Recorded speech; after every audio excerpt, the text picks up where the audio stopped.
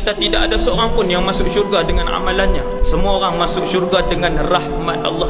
Sahabat tanya, wala anta ya Rasulullah, bahkan kamu juga ke ya Rasulullah, kamu pun tak masuk syurga dengan amalan kamu? Nabi kata, wala ana, aku pun tak masuk syurga dengan amalanku, illa an yataghammadani Allahu bi rahmatin minhu wa fadl, kecuali Allah melimpahkan kepadaku dengan nikmat dan juga rahmatnya.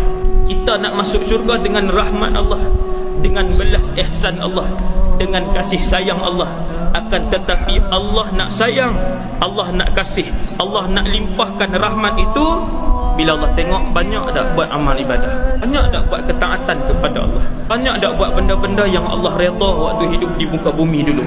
Kalau timbang amalan kita, banyak benda yang Allah redha kita buat, banyak benda yang ketaatan yang kita buat, maka ketika itu Allah akan memasukkan kita ke dalam syurga dengan rahmat Allah, kerana Allah redha dengan amalan ibadah kita yang